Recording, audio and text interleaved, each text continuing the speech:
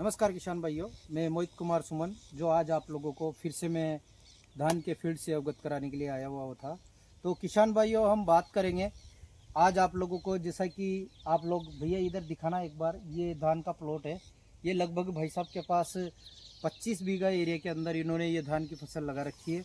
तो किसान भाइयों, हम जानेंगे कि धान की फसल के अंदर कौन कौन सी मुख्य बीमारियां आती है और उनका कंट्रोल कैसे करेंगे।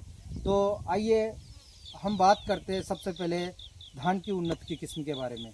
तो किसान भाइयों, बात करेंगे ये 1847 जो धान की उन्नत किस्म आती है वो है, और इन्होंने समय पर इसकी लगाई कर रोपाई करवा दी थी। देन उसके बाद में बात करते हैं हम किसान भाइयों का, अभी इसके अंदर बाली अवस्था आ रही है। कहने का मतलब इसके अंदर जो भाली का जो विकास है, उसका प्रोसेस है वो काफ़ी अच्छा देखने को मिल रहा है। और बात करते हैं इसके साथ साथ में अब इसमें कौन कौन सी डिजीज़, कौन कौन सी बीमारियां इसमें अटैक करती है। तो सबसे पहले हम बात करेंगे जो मुख्य मेजर समस्या होती है इसमें धान की फसल के अंदर, वो बीपीएच होता है। तो बीपीएच का मतलब फुल फॉर्म होता है इसका ब्राउन होपर। ठीक है, तो हम बात करते हैं ये कौन सी जगह पे लगता है, किस प्रकार इसके लक्षण देखने को मिलते हैं, ये मैं आप लोगों को वीडियो के माध्यम से बताऊंगा।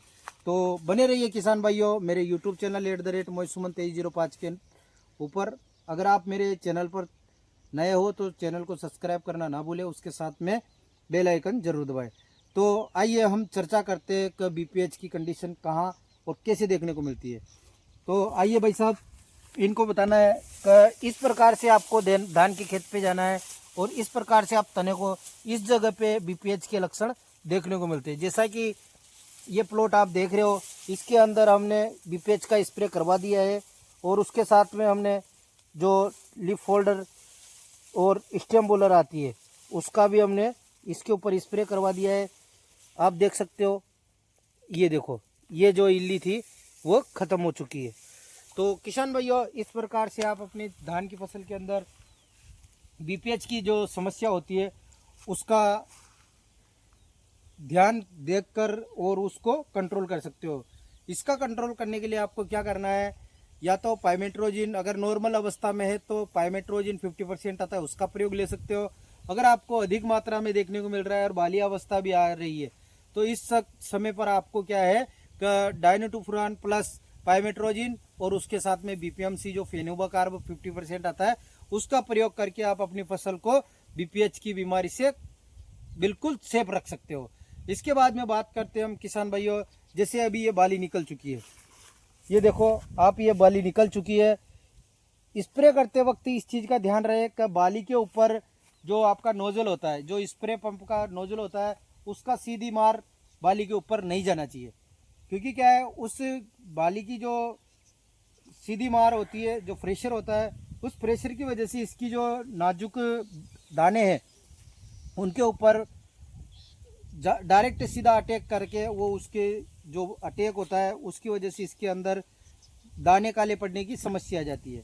और इसके साथ साथ में इसके ऊपर इस समय पर कौन सी बीमारी आती है वो मैं आपको बताऊंगा। इस समय पर इसमें चोचल की समस्या आती है। रस चूसक कीट होता है एक चोचल, जो वो क्या है कि इसके दानों का रस चूस लेता है, और जहाँ से यह डंकी करता है, दाने को डंकी करता है, उसी जगह पे वो दाना सांवला पड़ जाता है, काला पड़ जाता है, जिससे आपके क्वालिटी जो है वो ख़राब होने की संभावना ज़्यादा होती है। तो इस चीज़ का भी आपको बिल्कुल ध्यान रखना है। और बात करते हैं इसके बाद में धान के ऊपर का इस समय पे क्या क्या समस्या देखने को मिलती है। आइए भाई साहब, आपको बताते हैं और किसान लोगों को दिखाते हैं कि किस प्रकार से इसमें और दूसरी जो समस्या आती है वो इनको बताएंगे हम। जैसे कि इसके अंदर आने वाली एक और समस्या आती है जो शीत ब्लाइट की होती है। शीत ब्लाइट के लक्षण कहाँ देखने को मिलते हैं वो भी मैं आपको लोगों को बताऊंगा। जैसे कि ये देखो आप, इस प्रकार से ये आप प्लांट देख रहे हो, इसके ऊपर ये देखो, ये शीत ब्लाइट की वजह से ही इसकी जो पत्तियां हैं ये लाल लाल सी हो रखी है। तो ये शीत ब्लाइट के लक्षण है। वैसे हमने इस प्लॉट के अंदर स्प्रे निकला दिया है, उसमें स्प्रे में हमने इनको थाइफ्लूजामाइड आता है 24% वाला, उसका प्रयोग करवाया था। उसके साथ में हमने इनको एंटीबायोटिक में ओमाइसिन का, एंटीबायोटिक में जो ओमाइसिन आती है उसका प्रयोग करवाया था, जो वेलिडामाइसिन उसके अंदर टेक्निकल आता है।